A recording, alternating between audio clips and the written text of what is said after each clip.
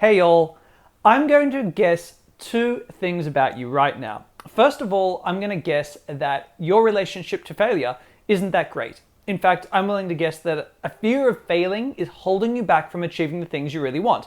That's probably why you chose to watch this video. The second thing I'm going to guess is maybe a little bit more surprising, and that's that you probably think of yourself as a pretty smart cookie. In fact, you've probably always thought you're a pretty smart guy. And in fact, most of the guys I work with think they're pretty smart and they have a fear of failure. And that makes the fear of failure doubly frustrating because you know you're not living up to your potential. Today, I'm going to describe why understanding the link between the two is really important, and also what I've done and a number of my clients have done to overcome the fear of failing and make sure that doesn't hold us back from getting women, getting business success, getting anything that we want in life. Keep watching to find out how. When I was growing up as a little kid, I remember very clearly that when I was learning things, I would consistently get praised when I got something right. So I'd be doing a maths problem, 10 plus 11 equals 21. Oh, good boy, very good, very good. And, when I'd get something wrong, the praise would be withheld. So I'd say, 10 plus 11, 18. No, think about it a little bit now. What if you think 10, 11, 12, they'd help me count it through. Now, this seems a really normal way of raising a child, and getting things right is important. But you've got to think about what's happening in this experience. What I'm learning as a little child is that when I get something right, I'm worthy of love. I get love, that is praise. Praise is a form of love for a child. When I get something wrong, that love is withheld until I get it right, and then I deserve the love. So from a very young age, what most of us learn is there's a direct connection between love and affection, or deserving those things, and getting things right, or not failing. Now this is, on the surface of it, it sounds like not a bad idea, because life is about success. Life is about getting things right. But I'm going to explain to you why it actually prepares us horribly for a successful life. Two examples. First of all, when I first got out of high school and I was 18 years old, I got this brilliant idea to start a DJing company. So I bought a whole bunch of DJ gear. I bought speakers and a massive amp, and really, it was really great to be a mobile DJ. And as in any new business venture, I got a lot of things wrong. I ran my first event, and at my first event, I had all the wrong kind of tracks. People were requesting tracks I didn't have. I thought of myself as a house DJ, but here I was being a mobile DJ at a birthday party, and everyone wanted pop songs, and I felt like I had nothing that anyone wanted to hear, and it just, it felt like I was a big mismatch, and the whole night it was kind of just constantly having to turn people down. And the next event I ran was okay, but then I heard through a friend that I did a really shit job, because I can't remember exactly, but it was a complaint about me. And after that, I felt really put down. These two moments, my first two attempts were massive failures. Well, I felt they were massive failures, and I felt really bad about myself. And every time I got something wrong in my DJing business, I felt worse about myself.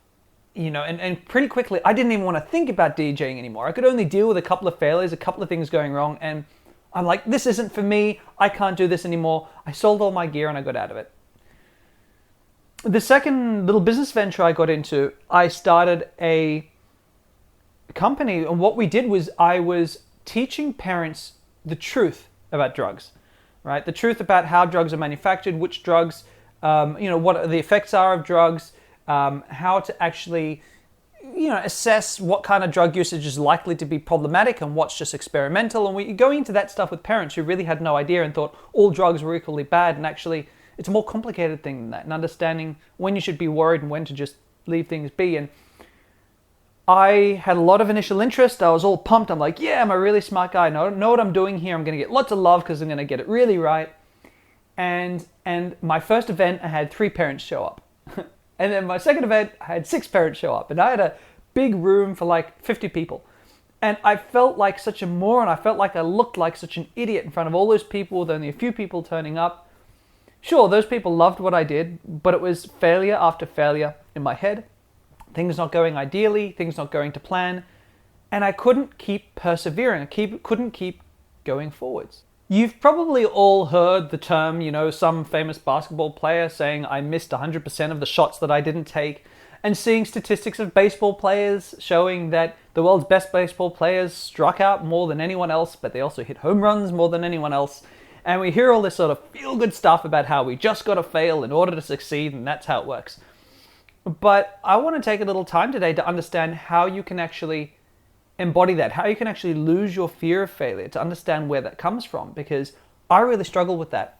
So the kicker is that if you think of yourself as being a smart person, a smart guy, a smart kid, if you got a lot of praise for being smart, if you thought of yourself as being smart, you almost certainly have a big problem with a fear of rejection, with a fear of failure. And this research was pioneered by a lady named Carol Dweck at Stanford University, and she's not the only one, but she spent about 20 years on it. She received international fame for her research here that's been really well documented. Go ahead and look it up. I'll put a link below as well. And she basically found this. She basically found that when you took two groups of children and looked at how they evolved over the time, so you had group one was told consistently that they were really smart. Every time they'd get something right, they were given praise about being smart kids. And they looked at how the parents talked to them regularly, how teachers talked to them regularly, and they looked at how they went on through life. And these children who believed they were always smart, they linked being smart with being right, and also being smart with getting love. So long as people thought I was smart, I'd get loved. So long as I got things right, people would think I was smart, and therefore I'd be loved. Now, what happened to these children as they grew up, they constantly had to keep feeling like they were smart. That was really important. It was part of their identity. And the older they got, the harder it is to keep getting everything right. And that creates a very, very large amount of stress. So in high school and university, for example, children who had grown up thinking of themselves as smart specifically, rather than the other group, which you'll find out in a second, but these children were far more likely to cheat in exams and tests, for example. They were far more likely to break the law in various ways, to continue to have people believe they were smart. They also really struggled outside of university in any fields where failure was required. So children who always thought they were smart really struggled as entrepreneurs and really struggled in business. They perform much better in things like accounting and science and engineering, where, you got to be smart, but where you can just learn the facts and probably get most things right most of the time. You don't have to face failure. So they were really low on something that you'd call grit or persistence or perseverance. The other group were consistently rewarded not for being smart, but for the hard work they put in. So if they got something right, or if they worked really hard on something, they were praised. They were praised. If they got it right, they go, oh, you got it right. Very well done. You must have worked hard at this. You must have studied hard at this.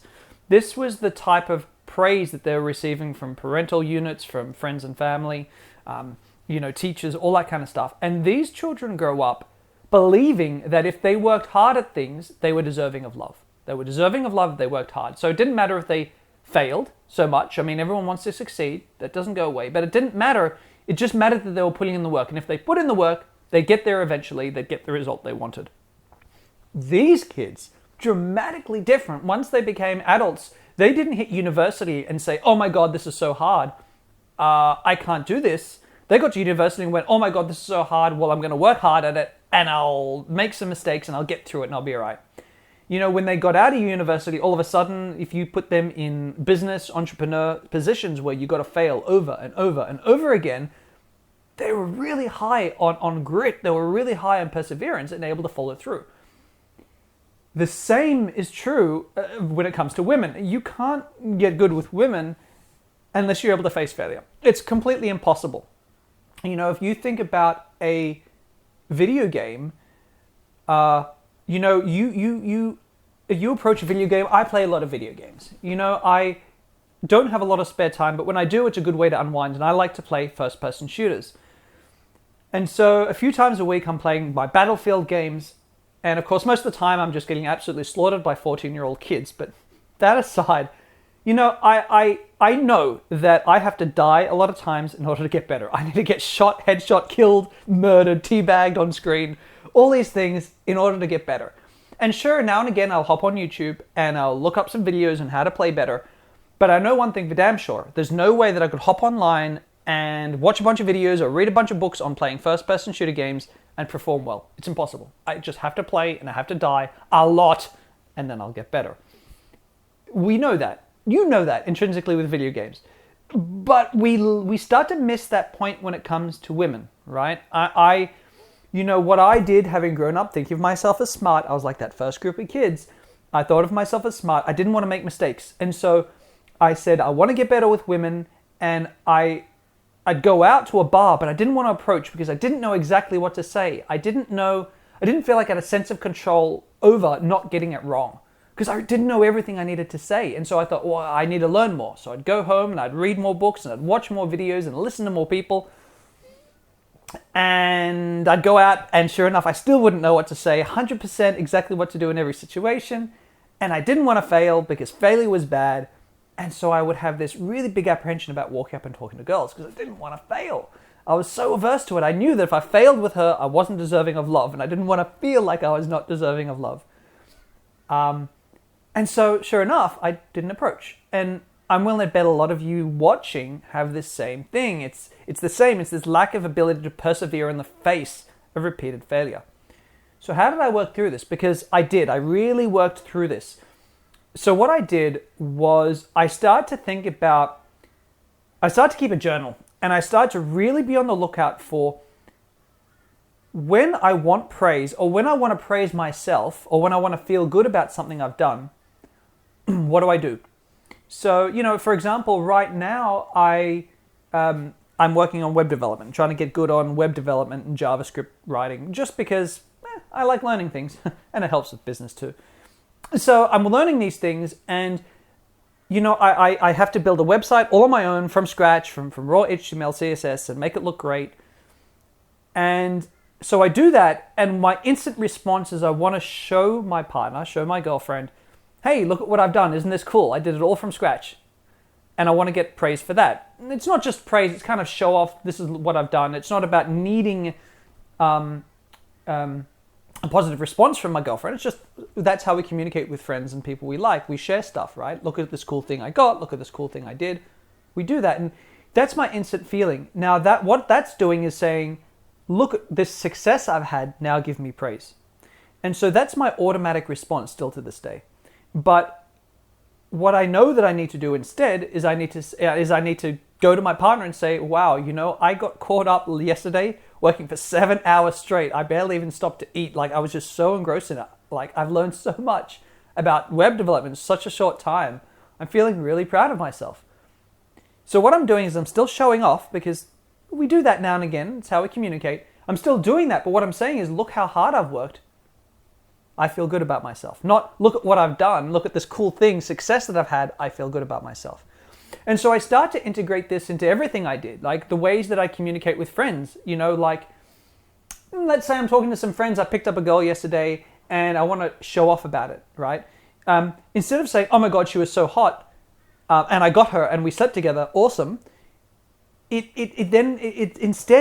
needs to change to, wow, I talked to this girl and man, I felt like I could put everything together that I'd learned, you know, because I've been working for weeks and I feel like the weeks of practice and weeks of rejection have really paid off here. I feel really, really, really stoked that I can see it coming together.